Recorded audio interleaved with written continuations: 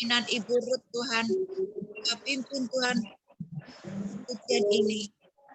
Kau berkati Ibu Ruth Tuhan dengan lidah bibirnya Tuhan untuk menaikkan firman ini sebagai dupa yang harum kepada Engkau ya Bapa. Tuhan, berikan sukacita kepada kami dan kekuatan yang baru melalui ujian ini ya Bapa. Terima kasih Tuhan, dan kami akan mendengarkan sharing firman Tuhan untuk melalui Ibu Hera Jauhari. Engkau yang memimpinnya Tuhan, untuk berkati Ibu Hera Jauhari bersama keluarganya. Dan Tuhan, kami sebagai firman ini, janganlah kami hanya sebagai pendengar, tapi kami melakukan segala perintah-perintah-Mu ya Tuhan. Berikan hati yang taat kepada Engkau ya Bapa. Terima kasih ya Tuhan. Yesus, serahkan kul 10 ini hanya di dalam nama-Mu Tuhan Yesus Kristus. Haleluya. Amin. Amin, amin. Thank you, Ci Agnes. Yuk, saudara yang siap untuk memuji Tuhan, yang siap mendengarkan firman Tuhan, boleh kita kasih emoticon heart-nya. Kita berikan hati kita. Bisakah, Ibu-ibu? Oh, pinter Lia. Oh, Cimeni bisa. Ciola sih pasti bisa nih. Siapa lagi bisa kasih hati kita buat Tuhan. Oke? Ayo, Ruth. Sis Ruth, silakan Ruth, mulai dengan PPW. Sama-sama naikkan pujian Bapakku yang baik ya. Bapakku yang baik, Kau sangat ku cinta, lebih dari segalanya di dalam hidupku. Bapakku yang baik, Engkau yang kami perlu Tuhan, Engkau yang ku perlu. Lebih dari segalanya, kasih-Mu bagiku tak pernah berakhir, kasih setia-Mu selalu nyata dalam hidupku, tak pernah berhenti berharap padamu, Yesusku, Kau segalanya. Mari nyanyikan pujian ini dengan segenap hatimu. Katakan, Bapakku yang baik, Bapakku yang baik, Kau sangat ku cinta. Ini hati kami Tuhan, lebih dari segalanya di dalam hidupku. Bapakku yang baik, Bapakku yang baik, Kau yang kami perlu Tuhan.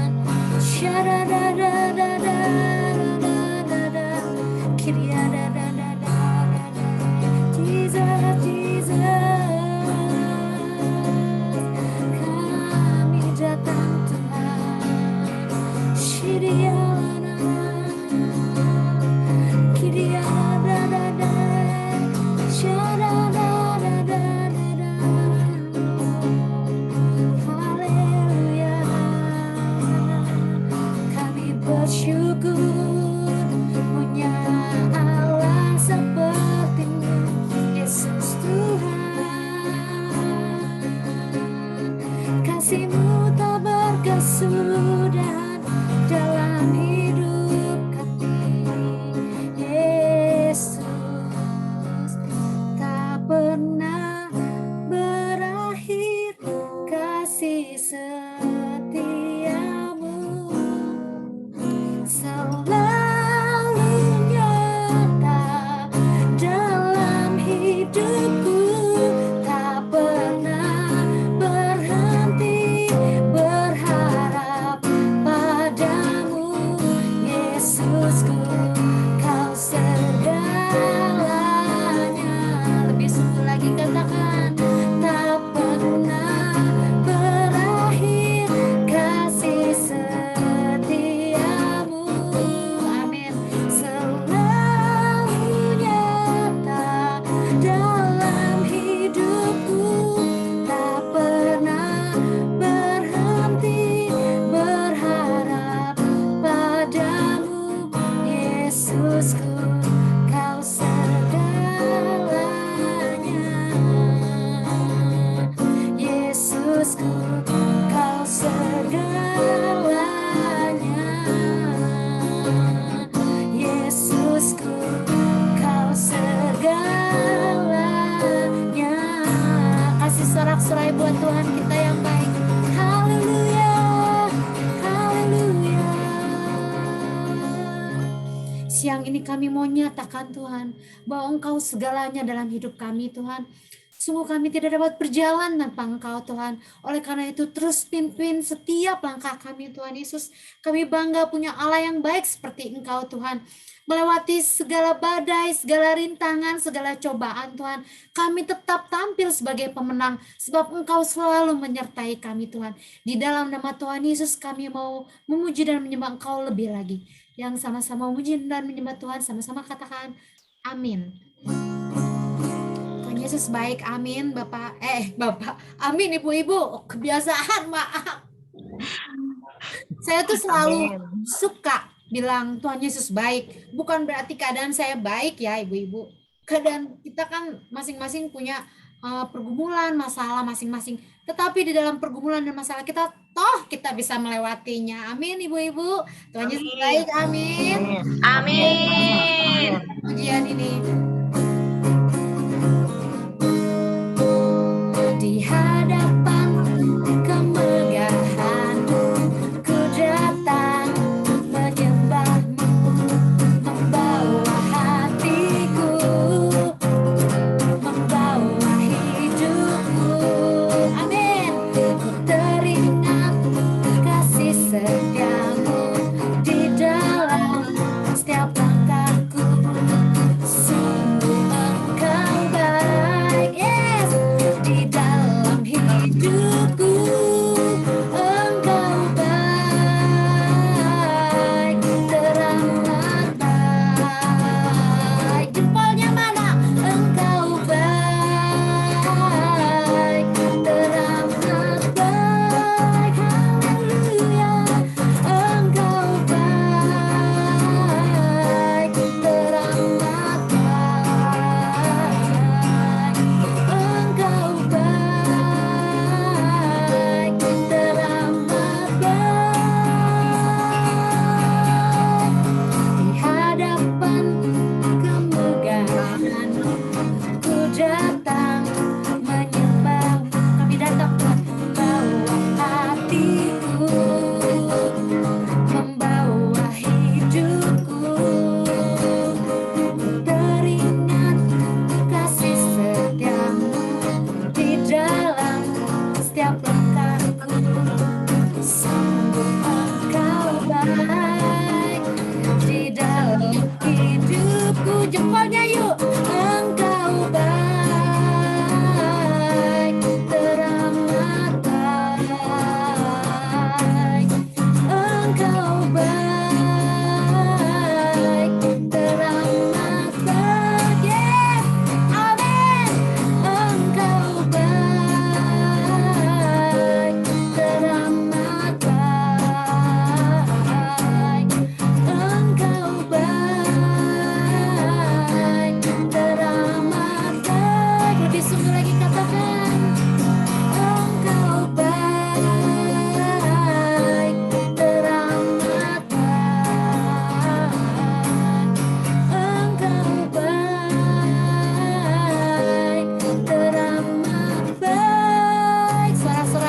kita yang baik.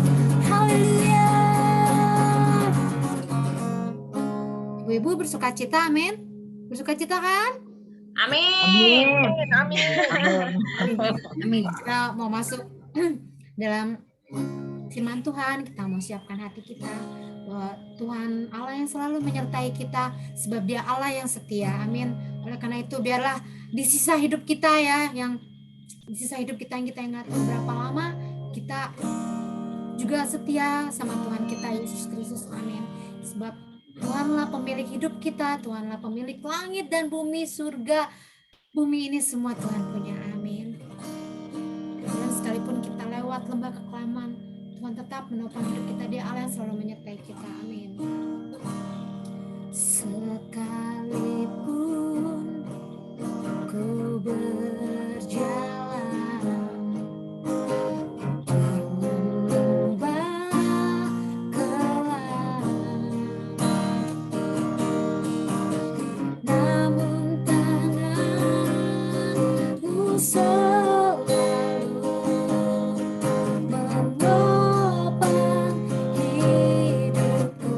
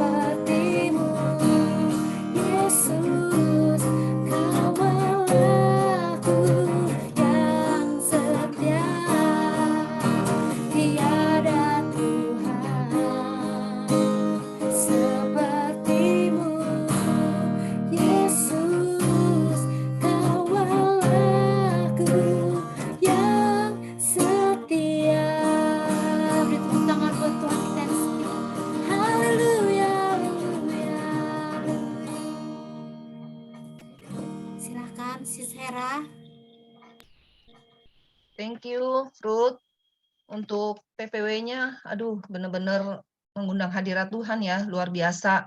Terima kasih Ruth untuk pelayanannya. Aku kalau dengar lagu gini kayaknya selalu pengen nangis deh. Aduh, teman-teman, kita mulai cool-nya hari ini. Terima kasih ya untuk kesempatan buat saya. Beberapa hari yang lalu, Sis Febe ada hubungi saya untuk bawa cool ini. Tapi sebelumnya yuk kita doa dulu ya teman-teman ya. Bapa di surga, kami mengucap syukur Tuhan jika sampai hari ini Tuhan masih menyertai kami dengan kekuatan, dengan kesehatan. Kami percaya semua itu hanya karena kasih karunia daripada Tuhan. Bukan usaha kami sebagai manusia. Mau sehebat apapun kami Tuhan, tidak ada satupun di antara kami yang berkuasa atas kehidupan kami Tuhan. Kami tahu semua apa yang kami jalani ini semua hanya datang karena kasih karunia Tuhan. Terima kasih Tuhan, kami mau sampaikan apa yang kami dapatkan hari ini, biar bukan pengetahuan kami, akal budi kami yang berbicara, tapi hanya hikmat Tuhan sajalah yang berbicara. Kuasai bibir lidah hamba-Mu ini Tuhan, biar apa yang disampaikan hanya merupakan hikmah yang dari Tuhan yang mau disampaikan buat teman-teman semua. Terima kasih Bapak, terima kasih. Kami berdoa dan mengucap syukur. Haleluya, amin. Thank you ya teman-teman. Kedengeran ya suaranya? Kedengeran. Oh, denger ya. Tema suplemen cool kita ini mengenai knowledge, understanding, and wisdom. Beberapa seminggu yang lalu ya, Sis Febe hubungi saya bingung mau bawa tema apa. Aduh, udah ikutin suplemen cool aja deh. Saya juga nggak tahu suplemennya apa. Ternyata saya baca, waduh, kok berat amat ya mengenai pengetahuan, pengertian, dan hikmat. Tapi udahlah, nggak apa-apa lah. Coba ini aja dipelajari, tapi luar biasa ya dengan kita dapat giliran untuk sharing-sharing gini. Bukan berarti saya lebih bisa dari teman-teman ya, enggak, saya sama sekali nggak bisa. Saya juga nggak sekolah Alkitab, jadi ya udahlah, saya mencoba aja belajar dari apa yang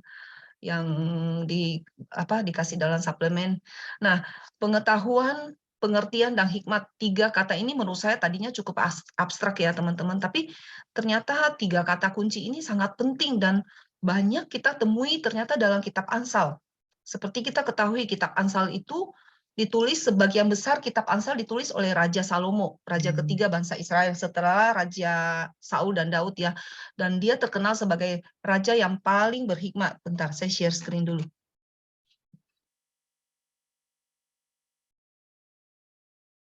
Ya, tema kita hari ini ya. Nah, sebelum kita membahas arti 3 kata ini, mari kita baca dulu di Amsal pasal yang pertama, di mana di pasal pertama ini memberitahu kita tujuan dari kitab Amsal ditulis oleh Raja Salomo itu untuk apa, dan apa kaitan antara ketiga kata tersebut ya. Yuk kita baca yuk. Ada yang bisa bantuin baca nggak? Febe deh.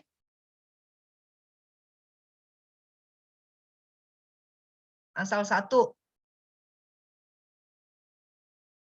Di layar ada kan ya?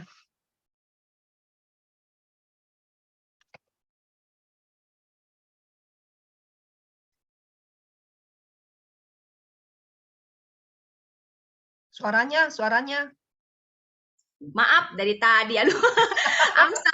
Amsal 1 ayat 7. Takut akan Tuhan adalah permulaan pengetahuan. Tetapi sorry saya dari pasal 1 ayat 1 mulai nih. Oh, mulai dari pasal 1 ayat sampai 7 ya, Ci? Iya. Oke, sorry. Oke. Tunggu kok. Itu ayat di layar, Say. Amsal Salomo bin Daud, Raja Israel. Apa sih, Ci? Ini, Ci. Untuk mengetahui hikmat dan didikan, untuk mengerti, apa tuh? Tunggu, Ci. Kok aku ini, Ci? Tunggu, Ci.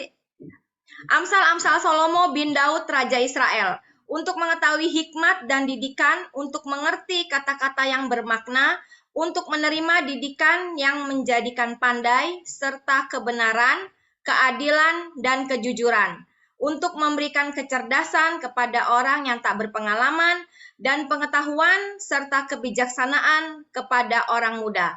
Baiklah orang bijak mendengar dan menambah ilmu, dan baiklah orang yang berpengertian memperoleh bahan pertimbangan untuk mengerti amsal dan ibarat, perkataan, dan teka-teki.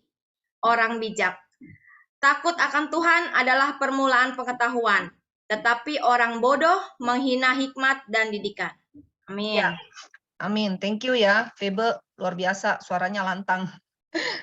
Ya, jadi ayat kuncinya itu ada di pasal 1 ayat 7 ya. Takut akan Tuhan adalah permulaan pengetahuan, tetapi orang bodoh menghina hikmat dan didikan. Jadi jelas ya, tujuan kitab Amsal ini ditulis Raja Salomo itu untuk menolong kita bagaimana sih mesti bijaksana, bagaimana sih tata tertib hidup dan mengerti kata-kata yang punya arti dalam. Petua-petua tersebut mengajar kita bagaimana untuk jujur, adil, benar, dan bahkan di ayat 4 bilang gini, bahkan orang yang tidak punya pengalaman pun bisa diajar cerdas.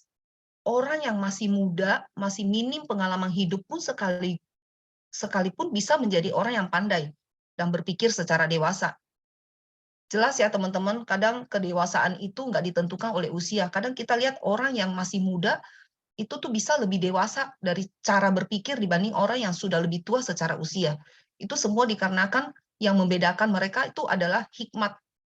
Oke, nanti kita akan bahas ya. Nah, di ayat 5 pun juga bilang gini, orang yang sudah bijak pun harus mendengar kata-kata Amsal ini, sehingga menjadi lebih bijak lagi. Bahkan dia bilang orang yang pandai menyelesaikan masalah akan lebih mendapat banyak pengertian lagi dalam membuat keputusan-keputusan. Jadi jelas ya ada keterkaitan antara ketiga kata ini. Nah, di Amsal 2 ayat 6 itu mengatakan gini, Tuhanlah yang memberikan hikmat, dari mulutnya datang pengetahuan dan pengertian. Jadi jelas ya ada keterkaitan antara tiga kata ini dan tidak bisa dipisahkan satu sama lain. Nah, yuk kita cari tahu dulu artinya masing-masing, apa arti kata masing-masing, apa bedanya dan apa kaitannya. Nah, knowledge itu pengetahuan. Apa itu pengetahuan? Pengetahuan itu secara umum artinya gini, akumulasi dan pemahaman informasi yang kita terima.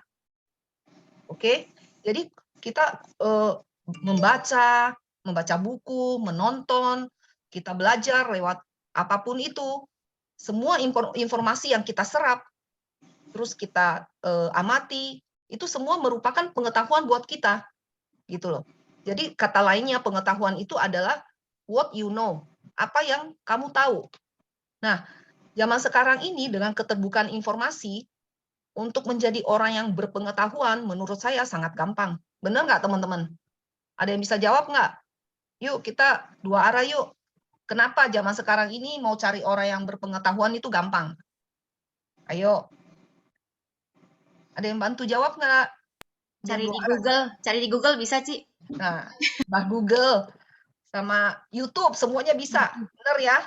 Bener banget tuh. Pengetahuan atau informasi sekarang gampang kita dapat.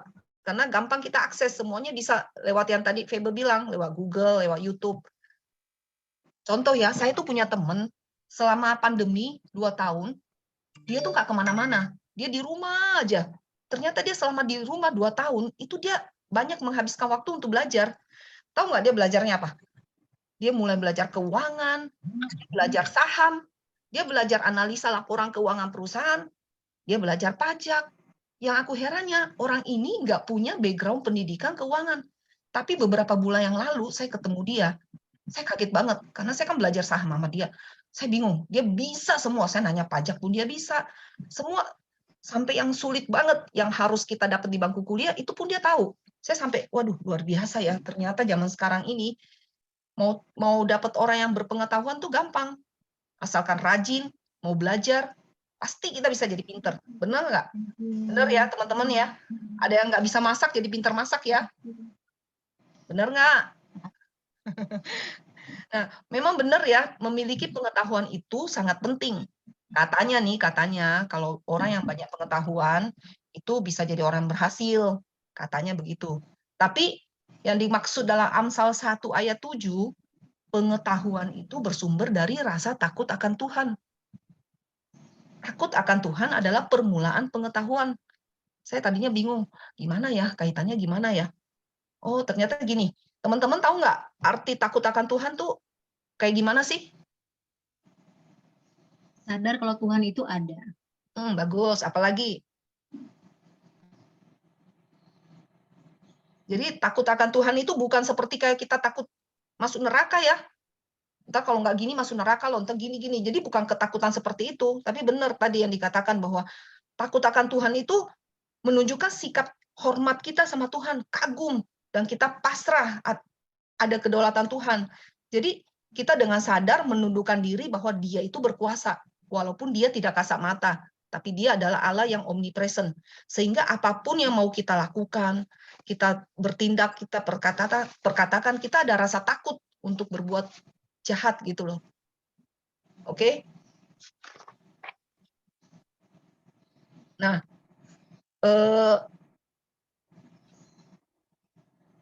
kenapa sih orang yang berpengetahuan itu dia harus takut akan Tuhan? Karena gini, karena ilmu pengetahuan itu tetap harus butuh hikmat dari Tuhan. Nanti akan kita jelaskan ya arti hikmat. Karena kepandaian kalau tidak disertai dengan takut akan Tuhan itu berbahaya.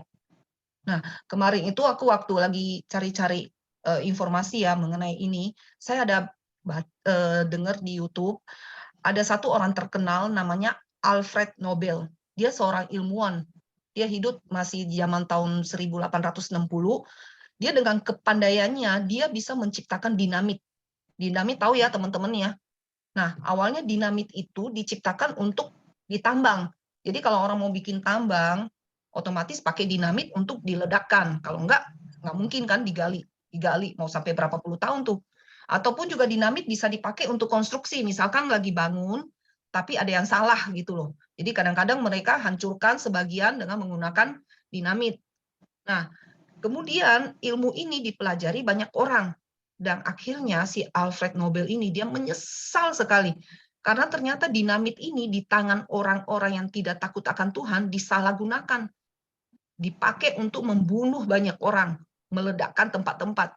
Akhirnya dia menyesal dan dia memutuskan saat itu dia mau mendanai semua penghargaan, dia mau kasih penghargaan kepada orang-orang yang menghasilkan penemuan-penemuan yang positif bagi umat manusia. Nah, dari sanalah muncul kenapa yang ada namanya penghargaan Nobel. Ini salah satu contoh ya, masih banyak contoh lain penemu senjata-senjata yang dipakai teroris yang penemunya itu adalah orang yang sebenarnya takut akan Tuhan, tapi ternyata disalahgunakan oleh pihak-pihak yang tidak ada rasa takut akan Tuhan, akhirnya dipakai sebagai senjata teroris. Tapi saya nggak perlu jelasin di sini. Nah, orang yang punya rasa takut akan Tuhan pada saat dia menyaring informasi lewat Google, lewat YouTube, pasti dia akan cari yang mana baik, yang mana yang tidak baik, yang mana bernilai untuk dia tonton, yang mana tidak bernilai. Karena apa yang kita lihat itu pasti akan mempengaruhi kita. Benar nggak? Pola pikir kita, sehingga nanti akan mempengaruhi keputusan-keputusan yang kita ambil kelak. Gitu loh. Nah, makanya memiliki pengetahuan saja itu nggak cukup, karena pengetahuan itu hanya sebatas informasi. Selanjutnya kita butuh yang namanya pengertian atau understanding. Apa sih understanding itu? Understanding itu begini loh. Sebenarnya berdasarkan informasi yang kita dapat,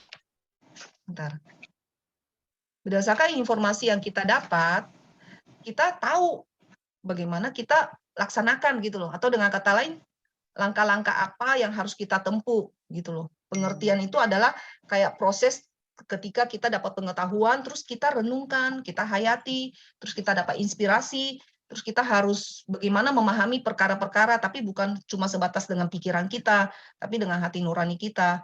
Nah, orang yang berpengertian itu adalah orang yang mengerti apa yang harus diambil. Jika kalau dalam keadaan yang gimana, dia bisa ngambil langkah-langkah yang tidak salah dan tidak hidup dalam kebingungan. Nah, Alkitab itu sebenarnya sumber informasi atau sumber pengetahuan. Tapi kita nggak berhenti hanya sebatas memiliki pengetahuan tentang Alkitab. Gitu loh. Ada kan orang yang punya pengetahuan yang luas mengenai firman Tuhan karena dia rajin baca gitu loh. Apapun ditanya semua dia tahu gitu loh. Nah, tapi kita harus bisa renungkan dan menghayati. Maka disitulah akan timbul pengertian. Jadi pengertian itu adalah kayak pengenalan kita akan Tuhan gitu loh. Nah, kalau ibarat sebuah mobil nih, pengetahuan itu ibarat sebuah mobil. Pengertian itu adalah bagaimana cara kita mengendarai mobil itu. Gini loh. Kemarin itu waktu saya bikin ini, saya lagi nyari-nyari contoh gimana gitu ya. Kebetulan gini, saya cerita sedikit ya.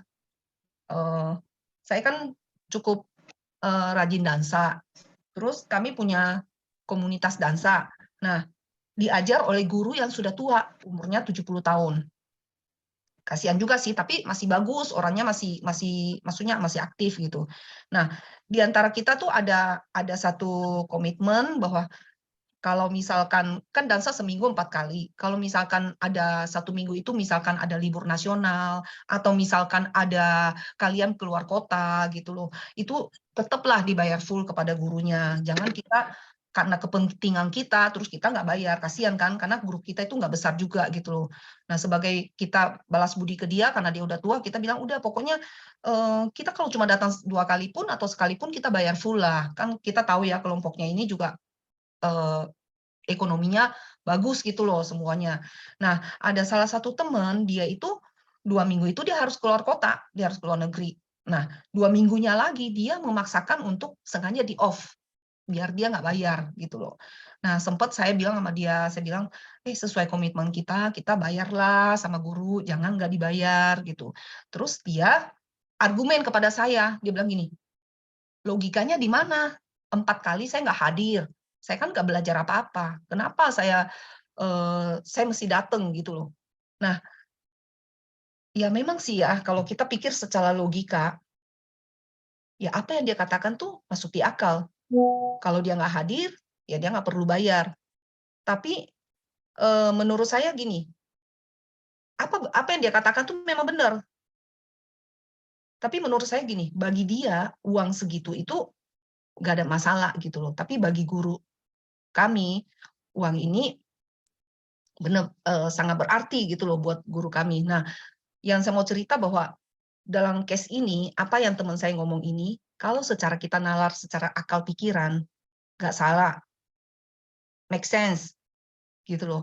Tapi ada hal yang kita nggak bisa pikirkan hanya dengan sebatas logika gitu loh. Ada hati nurani yang perlu kita libatkan dalam hal ini gitu loh. Susah diomongin kalau dia bilang secara argumen, ya saya kan nggak salah, saya kan gini gini gini. Tapi menurut saya kalau dia orang yang berpengertian, dia akan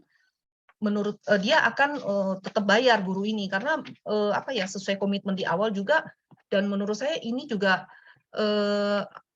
nggak semua case yang kita hadapi itu harus kita pikir secara logis saja. Kadang-kadang ada hati nurani kita yang perlu kita libatin gitu loh. Nah, ini contoh aja nih. Maksud saya seperti apa sih orang berpengertian itu gitu loh. Nah, yang ketiga kita mau bahas mengenai wisdom ya atau hikmat. Kalau di Amsal 9 ayat 10 dikatakan gini, permulaan hikmat adalah takut akan Tuhan, dan yang mengenal Maha Kudus adalah pengertian. Hikmat itu apa sih?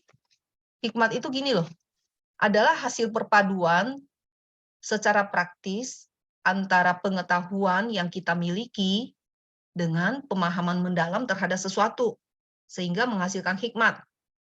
Atau dengan kata lain gini, hikmat itu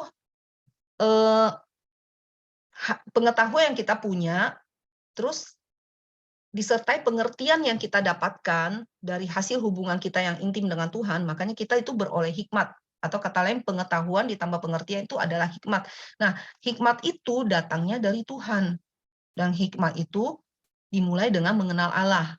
Untuk mengenal Tuhan itu nggak cukup dengan kita tahu fakta mengenai dia. Ya, seperti tadi saya katakan dari firman Tuhan, dari Alkitab yang kita baca. Kita tuh harus punya hubungan pribadi sama Tuhan. Nah, hikmat itu nggak bisa dipelajari. Pengetahuan bisa dipelajari. Tapi hikmat itu datangnya dari dekat dengan Allah saja. Karena hikmat itu adalah pemberian. Karena kita bisa memintanya kepada Tuhan. dalam Yakobus 1 ayat 5 dikatakan gini, tetapi apabila di antara kamu ada yang kekurangan hikmat, hendaklah ia memintanya kepada Allah yang memberikan kepada semua orang dengan murah hati. Karena kalau dengan bertambahnya kita pengetahuan, kita makin pintar, makin belajar. Kalau nggak disertai hikmat, itu berbahaya. Kenapa? Kita bisa makin sombong, kita makin tidak takut Tuhan. Semua faktor-faktor itu bisa ada, gitu loh. Nah, dengan hikmat yang kita miliki, kita mampu membuat keputusan yang bijaksana dalam keadaan yang sulit.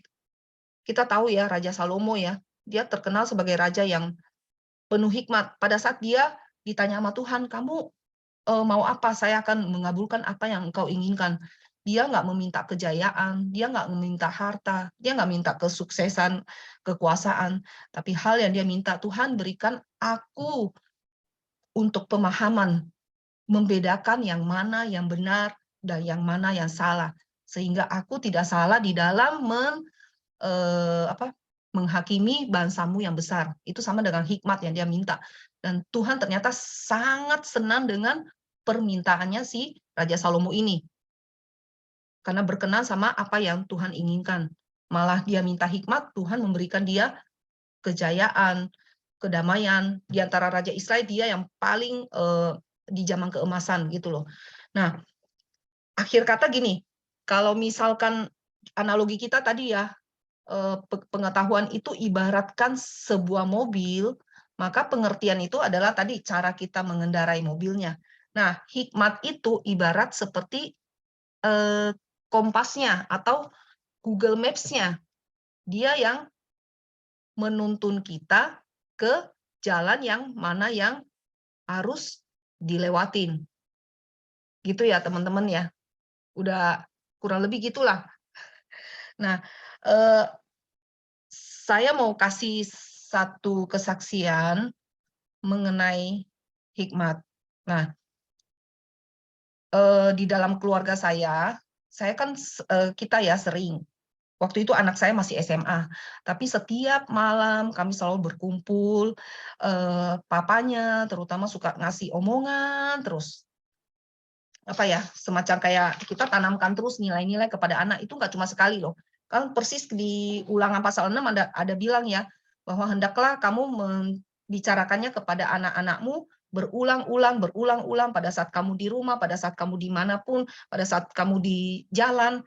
Nah, kami kebiasaan kepada anak kami suka cerita gini, kebetulan yang ada beberapa nilai yang kami ajarkan, tapi diantaranya salah satunya begini, papanya sering ngomong, kamu ini jangan mudah percaya kepada orang.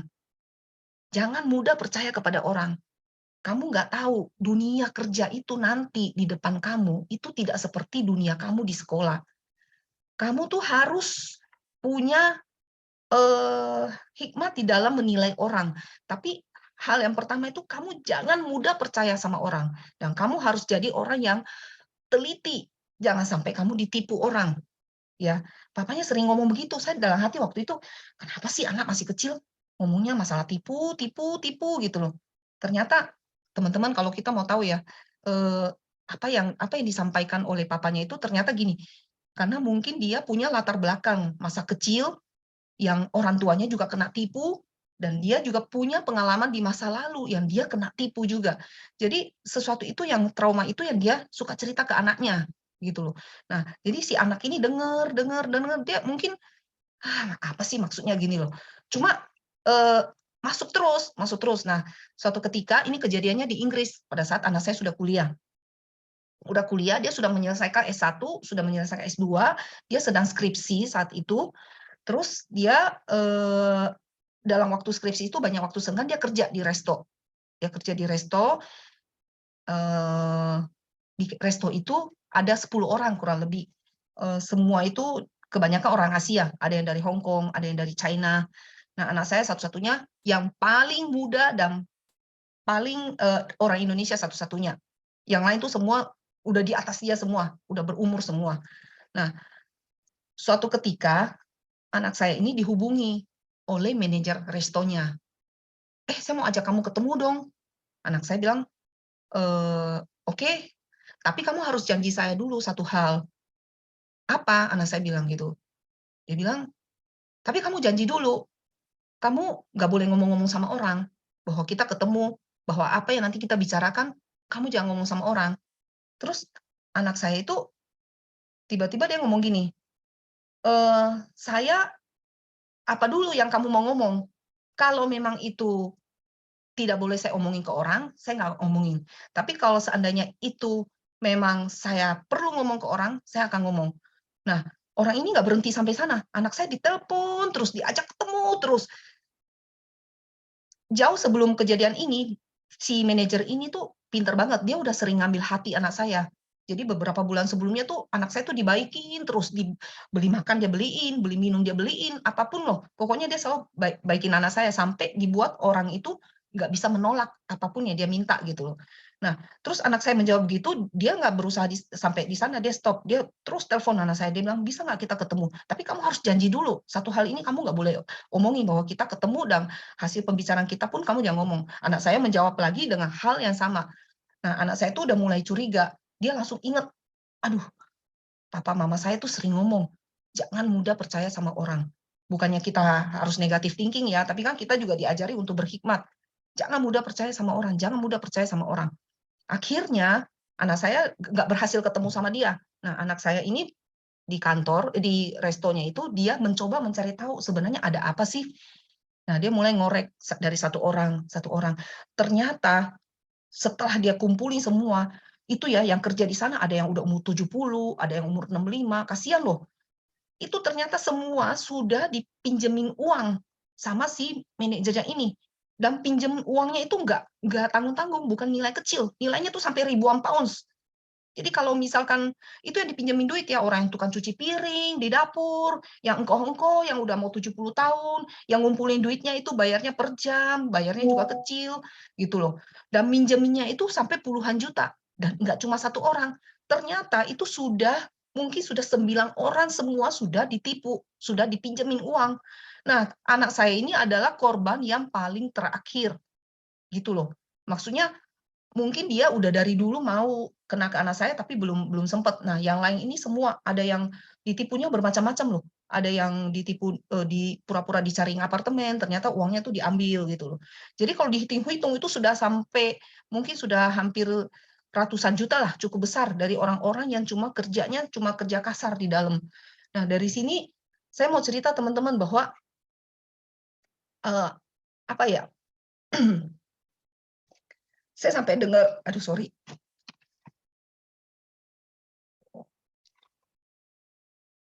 Saya sampai dengar kesaksian dari anak saya ini, saya kaget ya. Aduh, luar biasa pertolongan Tuhan gitu loh. Aduh, sorry, suara sampai hilang.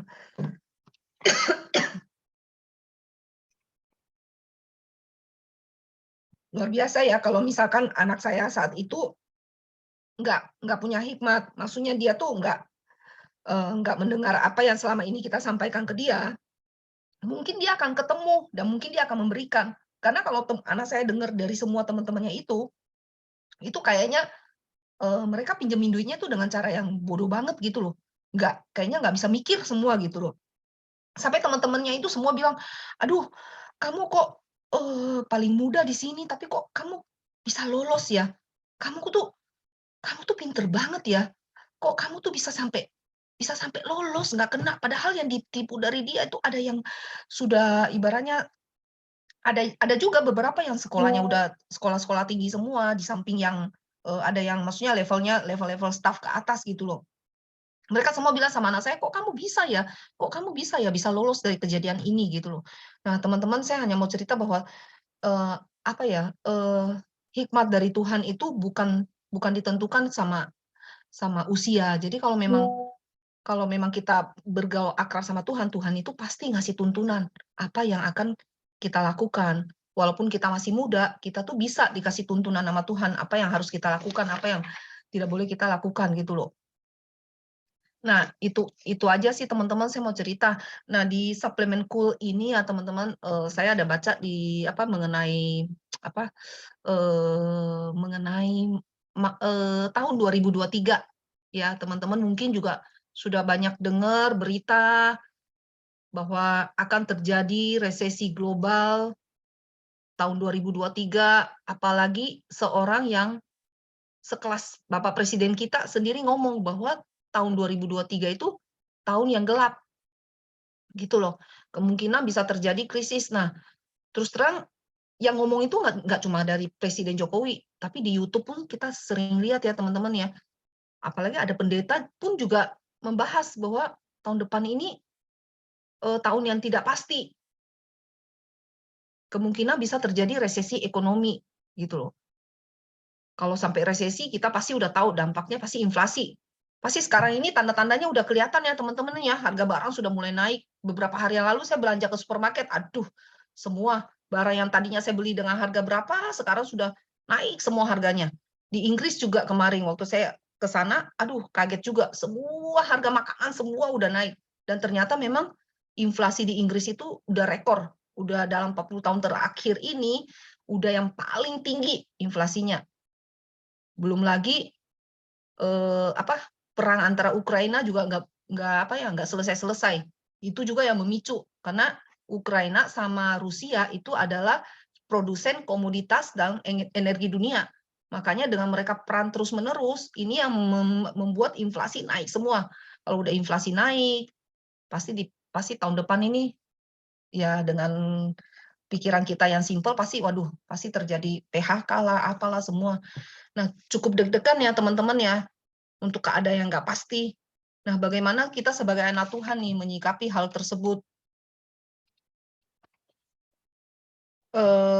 Untuk maksudnya masa depan kita yang nggak pasti ini kita harus bagaimana sih sebagai anak Tuhan?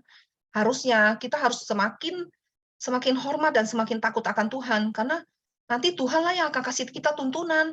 Kita harus ngapain, jalan apa yang harus kita tempuh, keputusan apa yang harus kita ambil, itu nanti semuanya dapatnya dari Tuhan. Kalau mau masuk masa sulit begitu, kalau kita pikir dengan kekuatan kita, pasti kita nggak mampu. Pasti kita akan takut, pasti kita akan khawatir, gitu loh teman-teman. Nah, bagaimana sih tindakan kita untuk menghadapi masa sulit ini? Pertama, kita harus luangkan lebih banyak waktu untuk baca firman.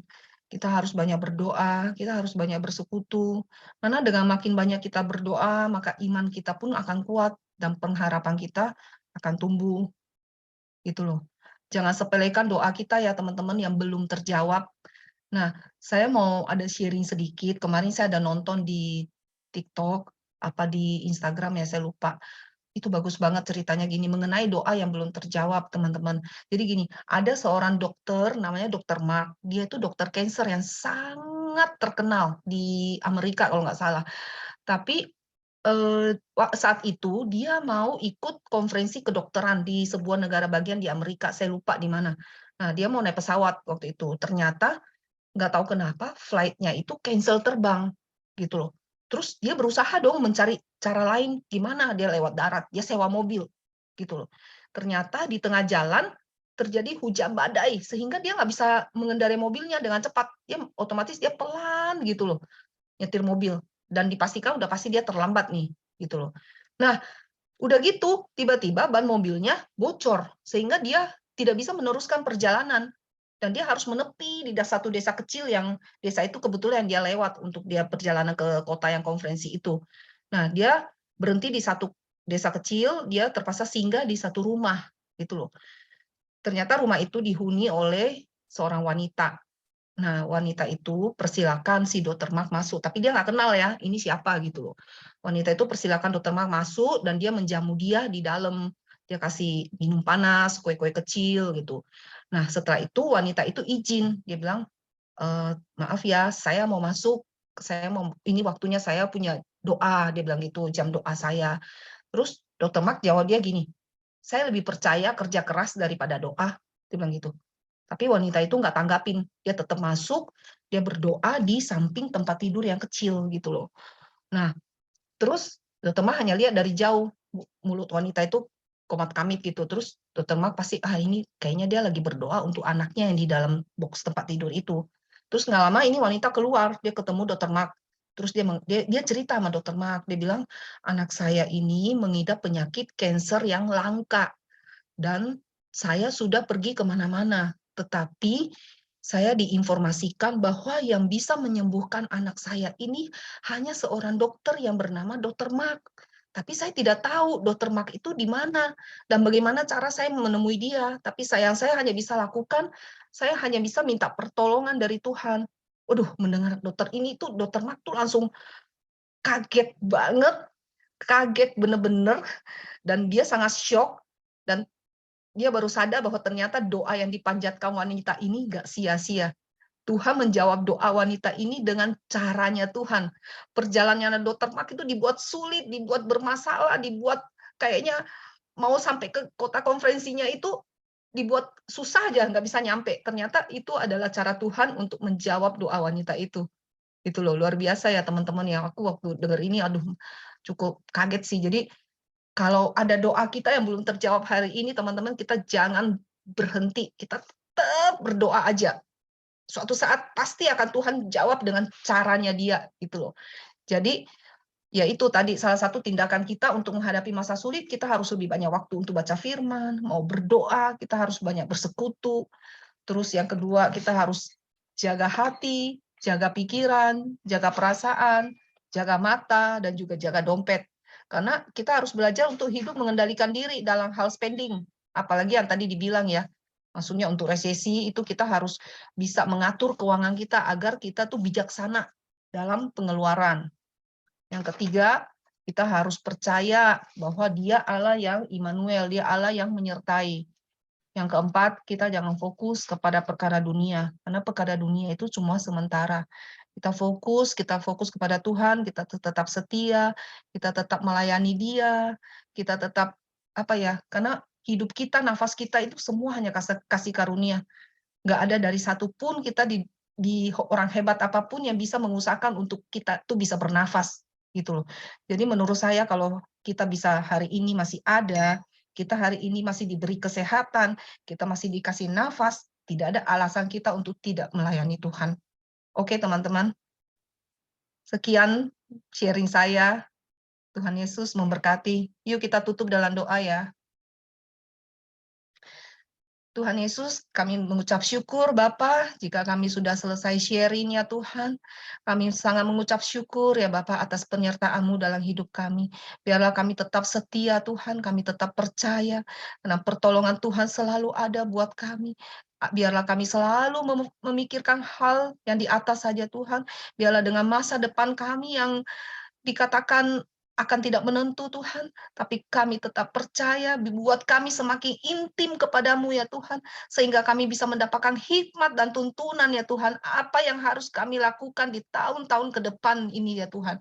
Manusia boleh menganalisa apapun ya Tuhan, tapi kami sebagai anak Tuhan tetap percaya bahwa kami tinggal di dalam iman percaya kami. Tuhan Yesus tidak pernah meninggalkan kami. Kami tetap kuat dan kami tetap tenang, karena kami percaya dengan tetap tinggal tenang, di sanalah letak kekuatan kami. Terima kasih Bapa, kami berdoa, kami ucap syukur, kami serahkan hidup kami selanjutnya ke dalam tangan-Mu. Haleluya, amin.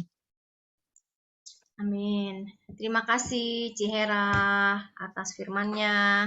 Nah, Ibu-ibu, ini kita sebagai istri dan sebagai ibu dari anak-anak kita memang harus berhikmat. Semoga biarlah firman tadi menjadi rema di kehidupan kita, sehingga kita sebagai penolong dan sebagai pendamping bagi keluarga kita itu sesuai dengan kehendak Tuhan. Kita dapat hikmat dari Tuhan. Terima kasih Bu Hera. Kita berdoa dulu yuk buat Cihera yang sudah kasih firman. Tuhan Yesus, kami mengangkat tangan Tuhan untuk Cihera yang telah membagikan firman Tuhan. Tuhan, kami bersyukur atas Cihera yang berada di tengah-tengah WOI 10, di tengah kami Tuhan. Tuhan, Kau pakai dia lebih lagi, Engkau berikan hikmat lebih lagi Tuhan Yesus. Engkau jamah Tuhan Yesus, Engkau urapi dia lebih lagi Tuhan Yesus. Biarlah kehidupannya Tuhan menjadi berkat bagi orang banyak, menjadi berkat buat anak dan suaminya Tuhan, dan menjadi berkat berkat lebih lagi Tuhan Yesus untuk WOI 10 Tuhan. Kami menyerahkan kehidupan Cihera Tuhan Yesus ke dalam tangan-Mu, Engkau yang beracah dalam kehidupan Cihera, dan perkara-perkara besar Tuhan Cihera alami bersama dengan Tuhan lebih lagi. Haleluya Tuhan, kami serahkan Cihera dalam tangan-Mu. Haleluya, amin. Amin. Nah, sekarang di sini ada yang kangen sama Bugem nggak? Kita semua pasti kangen sama Cimeni karena kemarin onsite juga Cimeni tidak bisa hadir. Apalagi kita tahu Cimeni habis operasi. Sekarang sudah sembuh ya Cimeni ya, dan bisa join sama kita. Haleluya, puji Tuhan. Nah, sekarang Cimeni mau kesaksian nih, Ci. Ayo, Ci, kesaksian, Ci. Ceritakan berkat Tuhan, Ci. Selama Cici kemarin-kemarin, Ci. Silakan, Ci ya. Waktunya keburu gak sayang? Keburu 5 menit aja, singkat, jelas, padat. Ini banyak yang kangen nih pasti nih, penasaran nih Cimeni gimana kabarnya gitu. Silakan, Ci. Oke. Sebelum ini kalian tuh benar-benar keren dan luar biasa dalam pelayanannya, juga doa-doanya.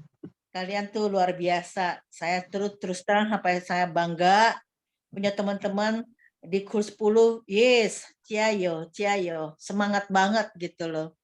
Oke, saya minta maaf kemarin-kemarin ini saya sakit ya. Saya nggak bisa membalas, teman-teman punya WA atau nggak bisa bicara banyak karena saya dalam keadaan agak sedikit very weak, sangat lemah banget gitu ya. Saya ada dalam keadaan dioperasi, tapi terima kasih doa-doanya, Tuhan mendengar, Tuhan melayakkan doa-doa kalian, juga doa-doa saya, doa-doa suami saya, teman-teman saudara saya juga, dan juga terutama kalian-kalian semua deh ya. Terima kasih. Ya, saya operasi cukup besar, yang tidak disangka waktu itu dokter cuma perakirakan cuma payudara. Jadi cuma dibilangnya sih 3-4 hours gitu loh ya. Tapi ternyata hampir 6 jam. Dan sampai di situ mungkin pendarahan cukup banyak, saya jadi agak sedikit flying gitu ya. Jadi saya punya hemoglobin turun, elektrosit saya turun, terus saya punya itu semuanya serba turun deh semuanya, dan CRP saya jadi tinggi. CRP itu infeksi ya, jadi tinggi banget. Jadi tapi dokter masih lihat saya kayaknya mungkin lihat saya masih kuat gitu. Saya dipersilakan pulang. Tapi saya setelah pulang, saya admit lagi hospital tapi di rumah sakit fluid. Akhirnya ternyata saya punya darah tuh kurang. Pas diperiksa-periksa ternyata semuanya bagus. Pakai oximeter saya punya itunya semuanya oksigen semuanya bagus, dan darah tuh semuanya bagus. Hemoglobin saya malah 11,2 gitu loh. Saya bingung. Semuanya bagus. Akhirnya dokter suruh saya pergi ronsen lagi, ronsen paru-paru saya. Waktu lagi sebelum saya operasi payudara karena besar, itu harus diadakan ronsen jantung, paru-paru, semuanya lah. Yang penting-penting itu semuanya, urin semuanya, baru boleh dikasih tindakan. Ternyata pas waktu lagi di rumah sakit fluid itu semuanya bagus. Cuma satu, pas waktu lagi di ronsen ternyata paru-paru saya kok dibungkus itu sama air. Jadi infeksinya tuh karena air, cairannya. Jadi cairan dari apa? Nggak ngerti deh. Pokoknya ada banyak cairan yang menutupi, akhirnya jadi kayak putih-putih gitu. Akhirnya saya cepat-cepat ditindak sama di ruang itu. Akhirnya saya disuruh tinggal di hospital karena saya tuh berdebar-debar dan saya nggak bisa breathing, nggak bisa nafas. Napas saya tuh udah benar-benar kayaknya, aduh, cuma satu-satunya saya cuma bisa panggil nama Tuhan, cuma tolong saya gitu. Akhirnya pas udah diperiksa, udah di ronsen ternyata udah hasilnya udah kelihatan, dan dokter paru-paru datang, dokter spesialis paru-paru, dan dokter internis juga datang juga untuk periksa paru-paru saya. semuanya suara saya tuh ada. Saya dipanggil, katanya panggil nama ya 77 pembantu saya dari sini, dia ada sebagai saknya 77. Jadi suaranya masih kayak suaranya kayak bukannya nggak clear, nggak jelas. Jadi kayak suara ada cairan. Ternyata cairan itu ada di dalam tubuh saya cukup banyak sekali. Dan itu waktu itu sore hari, sekitar jam 5, jam setengah 6. Dan dokter paru-paru juga bilang harus dicek saya juga. Dia bilang saya harus dibikin dianestesi lagi, dibikin lubang, dan diinjeksi, cairannya harus dikeluarin dari paru-paru saya itu gitu loh. Terus udah gitu, tapi tindakannya harus tanda tangan dari untuk di agreement gitu, agree bahwa saya tuh melakukan tindakan demikian. Saya pikir, aduh Tuhan, saya dianestesi lagi. Baru 3 hari yang lalu saya dianestesi, sekarang saya dianestesi lagi. Badan saya ini habis. Nadi-nadi saya tuh itu semuanya pecah. Karena terlalu too soft ya, terlalu tipis ya gitu ya. Jadi dimasukin selalu burst, nggak bisa, tabut lagi, tusuk sini, tusuk situ, tusuk, sampai di kaki saya, sampai ditusuknya sampai di kaki. Saya bilang sakit gitu, tapi apa boleh buat, kamu harus pasrah gitu loh, karena dia harus melakukan oksigen di dalam darah. Pas begitu pagi-paginya, besok pagi-pagi mau ditindak, saya dikasih makan obat tidur, disuruh calm down ya, dari dokter internis sama dokter paru-paru sudah agree mau melakukan tindakan itu. Jadi saya ada tantangan. Terus kayaknya suami saya ada tantangan nggak ya? Pi, waktu itu ada tantangan nggak ya, Pi ya? Waktu ada suami saya juga. Terus udah gitu akhirnya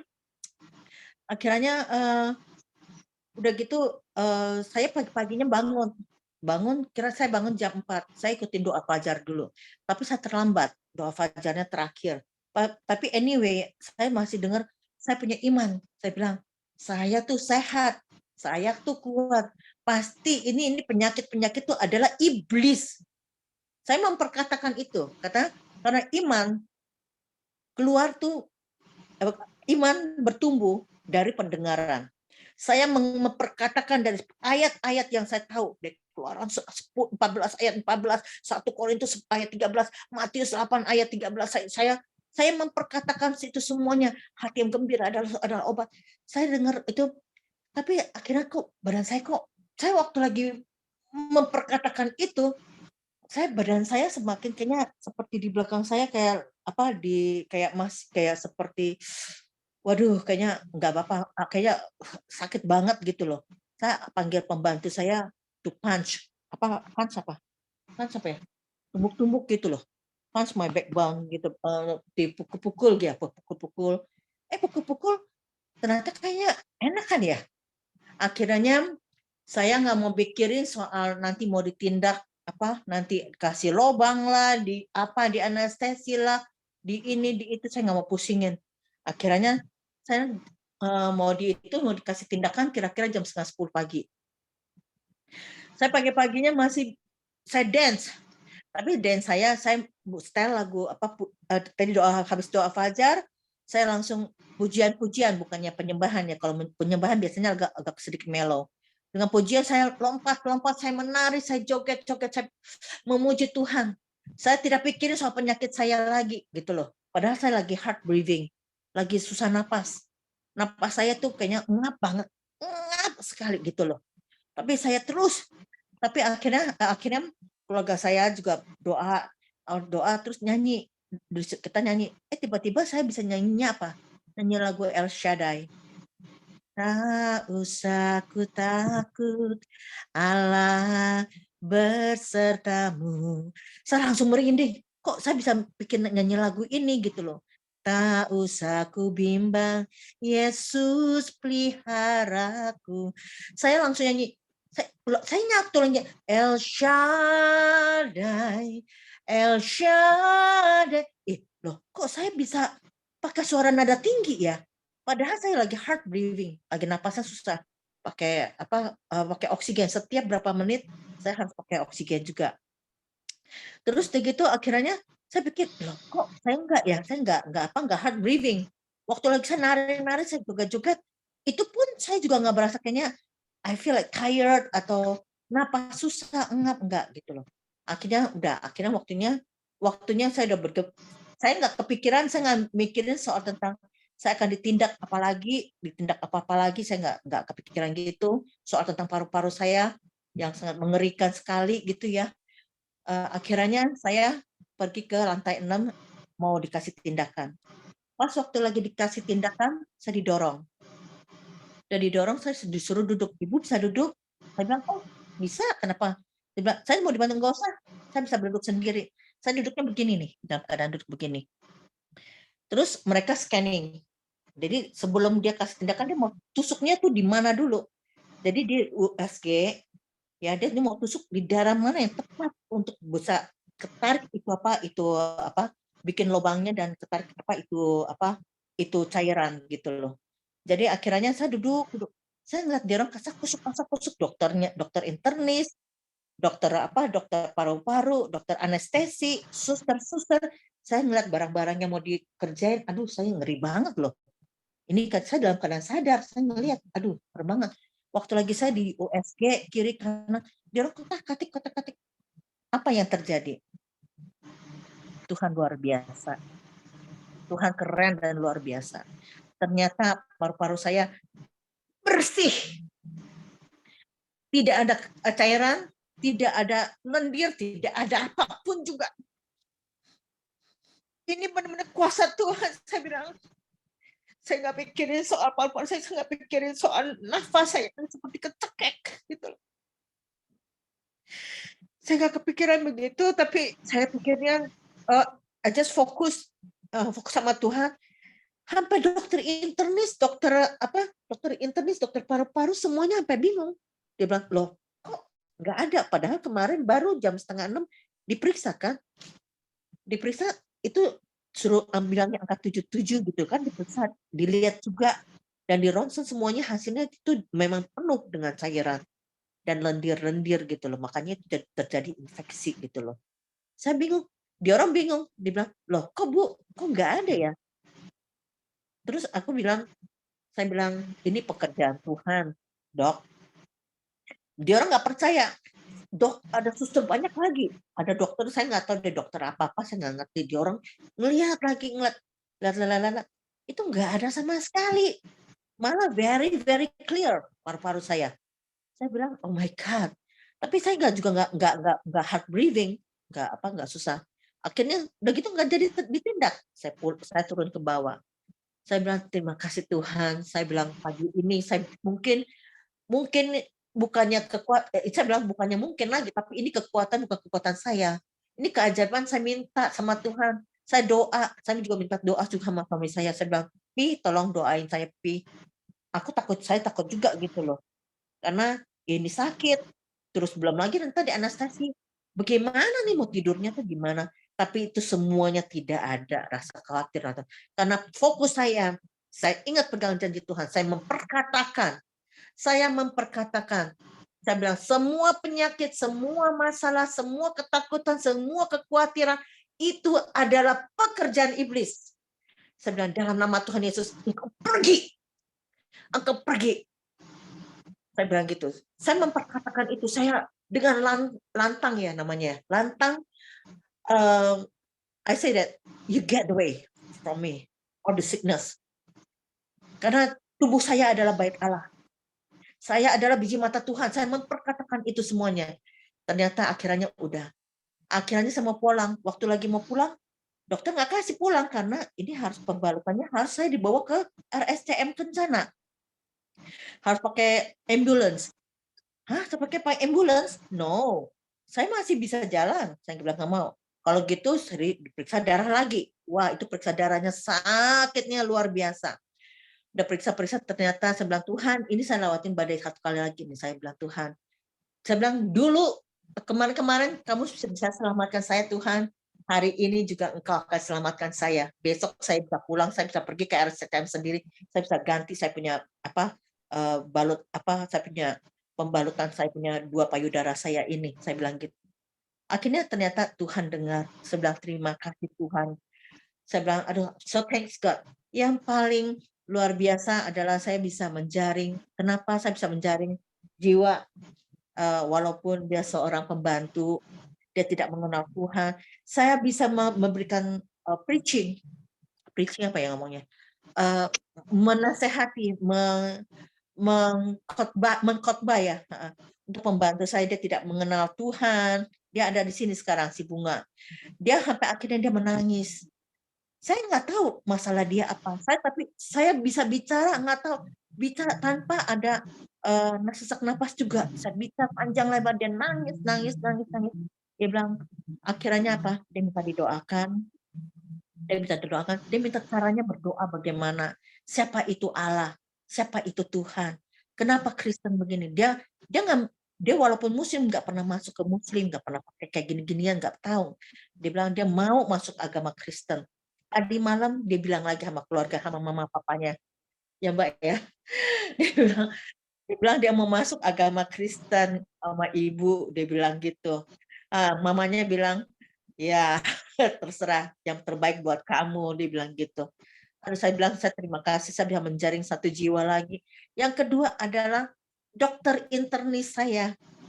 Setiap kali mau masuk, saya lagi dalam keadaan mendoakan.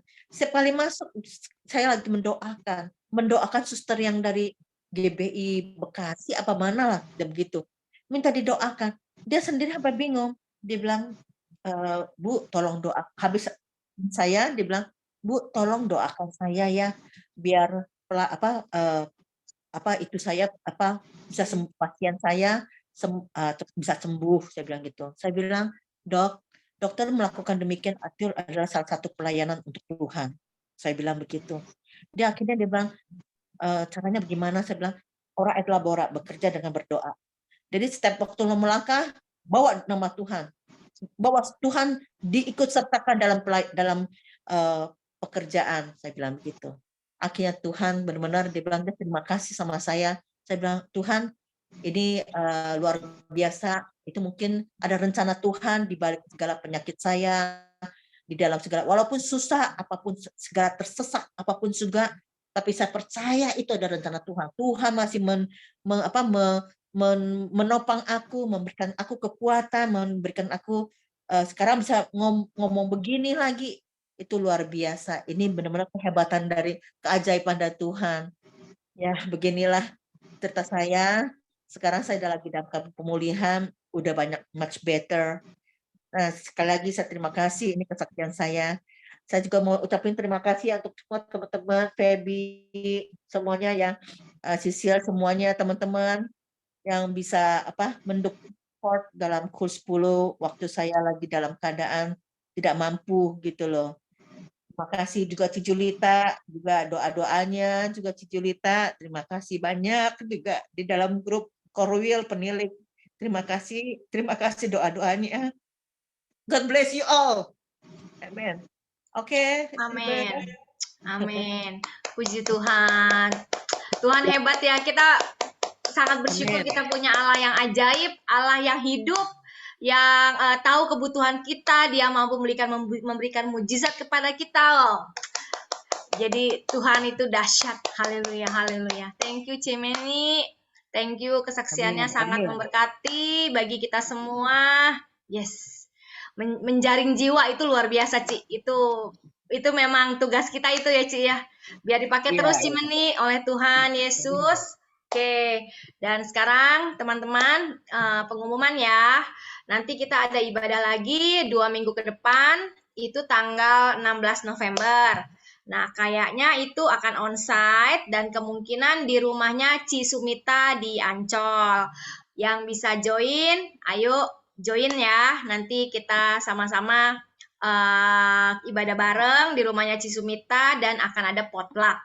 Terus kemudian tanggal 24 November minggu depannya juga ada kebaktian lagi dengan WOI di Mega Glodok Kemayoran ya. Lalu apa?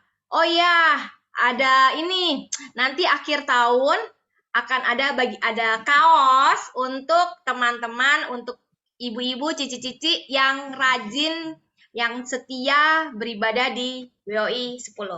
Yes, nanti ada kaos keren yang akan dibagikan bagi yang setia, bagi yang setia dan yang rajin datang saja. Kalau yang bolong-bolong kayaknya enggak. Ya, jadi masih ada waktu nih, tanggal 16, tanggal 24, nanti Desember juga ada lagi ibadah. Ayo kita sama-sama tetap bertemu, beribadah bersama-sama di WOI 10 ya. Terus ini pengumuman persembahan, sementara belum bisa nih Ci Sisil, kayaknya ada yang ya ada satu kendala lah nanti untuk persembahan. Oh bisa, oh puji Tuhan ini untuk persembahan. Bisa.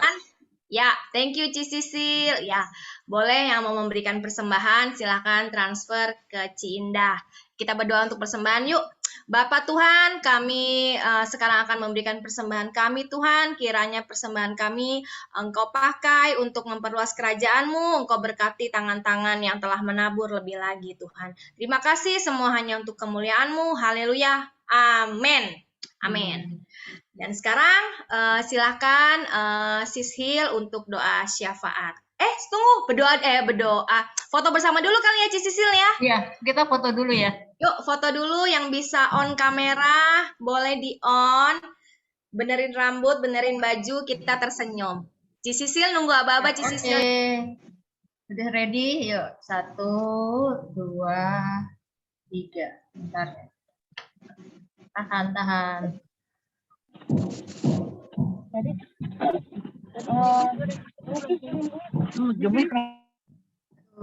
Bisa. Sudah, Ci? Cis Sisil? Bentar. Oh, belum. Bentar. Jadi tahan senyum nih. Oh, tadi udah nggak di Oh, save. udah.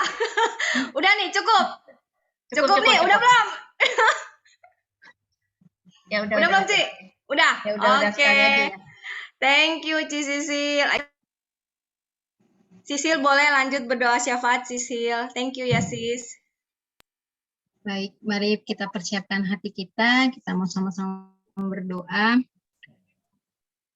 Tuhan Allah Bapa kami yang bertata dalam kerajaan surga, terima kasih ya Bapa, kami mengucap syukur ya Tuhan Yesus, semua karena anugerah-Mu, semua karena kebaikan-Mu ya Tuhan Yesus, kami bisa berkumpul kembali ya Tuhan Yesus melalui Zoom meeting di KUL WOI 10 ini ya Bapa.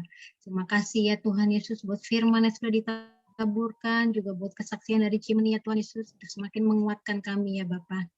Bapak, saat ini kami bersepakat berdoa ya Tuhan untuk bangsa dan negara kami Indonesia. Diberkatilah Indonesia, diberkati tanah, laut, udaranya, dijauhkan dari segala macam bencana alam. Tuhan, kami berdoa untuk memimpin bangsa kami ya Tuhan Yesus, Pak Jokowi ya Tuhan Yesus, terus berikan hikmat marifat-Mu, berkati juga kiranya Tuhan Yesus, wakilnya Pak Ma'ruf, para menteri, juga para pemimpin-pemimpin daerah ya Tuhan Yesus, lembaga-lembaga yang ada di negara kami ya Tuhan Yesus, TNI, Polri, juga semuanya ya Tuhan Yesus yang mengambil keputusan Tuhan di negara kami ya Tuhan Yesus. Biar ya Tuhan roh takut akan Engkau itu turun ya Tuhan Yesus. Biar semua keputusan yang diambil ya Tuhan Yesus bertujuan untuk kesejahteraan rakyat ya Bapak. Terima kasih ya Bapak, terima kasih Yesus. Tuhan, kami bawa juga perekonomian bangsa kami ke dalam tangan-Mu ya Tuhan Yesus. Kiranya Tuhan Yesus Kau yang ambil kendali ya Tuhan Yesus atas perekonomian bangsa kami ya Tuhan. Kami berkatakan Tuhan, setiap lini ekonomi yang ada di bangsa kami, baik itu usaha kecil, usaha menengah, usaha bisnis-bisnis besar, bergerak maju, bergerak terus-menerus, membawa pertumbuhan perekonomian bagi bangsa kami ya Bapak, sehingga bangsa kami terluput dari resesi ekonomi global. Terima kasih Tuhan Yesus, kami juga bawa Tuhan Yesus kesehatan bangsa kami ke dalam tangan-Mu ya Bapak. Berkati ya Tuhan para tenaga medis ya Tuhan yang terus bekerja hari-hari ini ya Tuhan Yesus. Tuhan, biar ya Tuhan Yesus mereka terus bersemangat ya Tuhan Yesus. Pakai mereka ya Tuhan Yesus untuk terus menjadi perpanjangan alat-Mu ya Tuhan, untuk melakukan mukjizat kesembuhan di bangsa kami ya Bapak. Tuhan, kami juga berkatakan Tuhan, COVID-19, penyakit-penyakit menular lainnya, gagal ginjal pada anak, diam tenanglah. Semua anak di Indonesia sehat di dalam nama Tuhan Yesus. Tuhan, biarlah Tuhan Yesus kehendak-Mu yang jadi atas bangsa kami Tuhan. Kami juga mau tolak ya Tuhan Yesus radikalisme, terorisme, intoleransi ya Tuhan Yesus, bahkan LGBTQ ya Tuhan atas bangsa kami. Biar semuanya itu digantikan dengan damai-Mu Tuhan. Roh pengenalan akan Kau ya Tuhan Yesus. Sehingga semakin banyak ya Tuhan Yesus, orang-orang mengaku bahwa Yesus adalah Tuhan dan Juru Selamat yang benar. Terima kasih Tuhan Yesus. Kami bawa juga ya Tuhan, para pemimpin gereja kami ya Tuhan Yesus ke dalam tangan-Mu ya Bapa. Berkati Tuhan Yesus, gembala sidang kami, Dr. Insinyur Niko Nyotora Harjo ya Tuhan Yesus. Berkati Tuhan, berikan hikmat marifat ya Tuhan Yesus, untuk bisa memimpin ya Tuhan Yesus, gereja ini ya Tuhan Yesus. Berkati juga Ibu Hermin ya Tuhan Yesus, ikat mereka dengan tali kasih-Mu ya Bapa. Berkati juga kiranya Bapa ketiga wakil gembala ya Tuhan Yesus, biar unity terus terjadi ya Bapa. Berkati kiranya juga ya Tuhan Yesus, kepala gembala-gembala rayon, gembala CK, cabang khusus, bahkan pos PI ya Tuhan Yesus. Terus ya Tuhan Yesus, semua hamba-hamba-Mu yang Tuhan bergairah ya Tuhan Yesus, di era Pentakosta-Mu yang ketiga ini ya Bapa. Tuhan, terlebih Tuhan Yesus, kami juga berdoa ya Tuhan Yesus, untuk gembala kami terkasih ya Tuhan CK7, Dr. Rianto ya Tuhan Yesus, kami mengucap syukur ya Bapa, untuk seorang gembala yang baik ya Tuhan, untuk seorang gembala yang selalu peduli akan kami ya Tuhan, untuk seorang gembala yang terus memfasilitasi kami ya Tuhan, untuk kami lebih lagi mengenal akan Engkau ya Tuhan. Terus berkati kesehatan hamba-Mu ya Tuhan, berkati ya Tuhan Yesus pelayanannya ya Tuhan Yesus, berkati Ibu Olivia ya Tuhan Yesus, sebagai yang doa, sebagai pendoa syafaat bagi hamba-Mu, sebagai pendamping ya Tuhan Yesus. Berkati-Mu ya Tuhan Yesus kedua hamba-Mu ini ya Bapa. Ikat mereka dengan tali kasih-Mu ya Bapa. Berkati juga ya Tuhan Yesus, anak, menantu, bahkan seluruh keluarga besar yang diberkati Tuhan. Berkati seluruh gembala-gembala yang ada di CK7 ya Tuhan Yesus. Berkati ya Tuhan Yesus, kepala-kepala bidang, semua pengerja-Mu ya Tuhan yang ada di CK7 ya Bapa. Bahkan seluruh gembala-gembala kul ya Tuhan yang ada di CK7 ya Tuhan Yesus, diberkati selalu ya Bapa.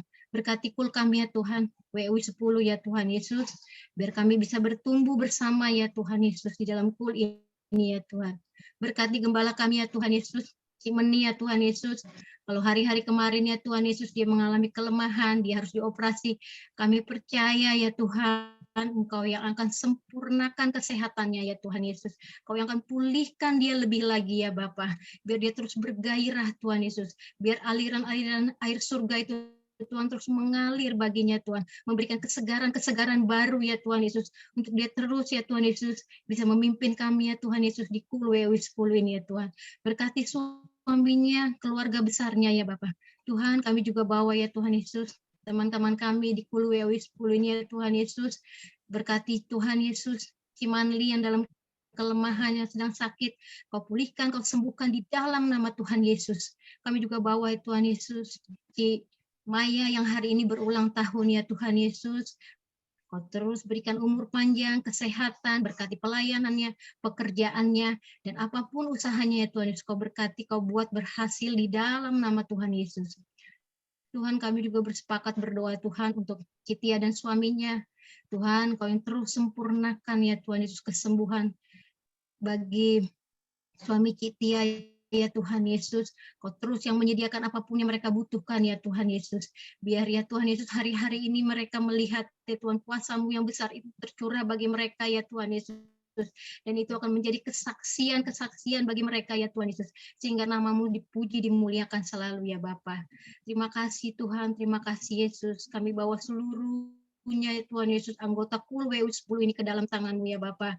Berkati kesehatan kami Bapa, berkati keluarga kami ya Bapa, berkati usaha pekerjaan kami, berkati anak-anak kami yang sedang dalam studi ya Bapa. Terima kasih Bapa, hanya ke dalam tangan-Mu kami serahkan doa dan permohonan kami ini. Dalam nama Tuhan Yesus kami telah berdoa dan mengucap syukur. Amin.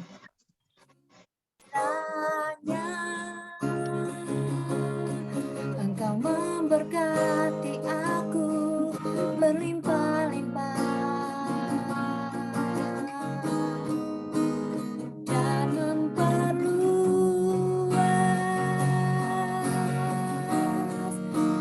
daerahku,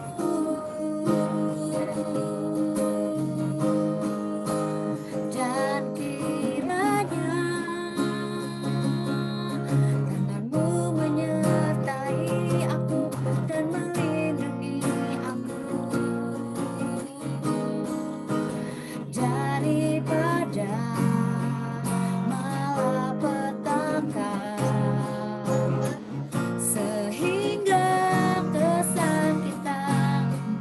tidak menimpa aku. Amin.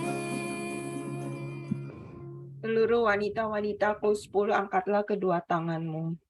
Diberkatilah tangan-tangan kalian, apapun yang akan kalian kerjakan akan berhasil. Melalui tangan-tangan kalian akan banyak wanita-wanita untuk datang kepadamu Tuhan. Dan saya percaya Engkau memberkati keluarga anak-anakmu di KUR 10 ini Bapa. Terima kasih Bapa, Engkau Allah yang hidup, Allah yang tahu apa yang mereka butuhkan Bapa. Terimalah berkat yang berlimpah-limpah dari Tuhan kita Yesus Kristus. Persekutuan yang manis dengan Roh Kudus menyertai kita mulai hari ini sampai dengan Maranatha. Tuhan Yesus menjemput kita semua di awan-awan yang permai. Semua dari kita katakan amin. Tuhan Yesus memberkati. Amin.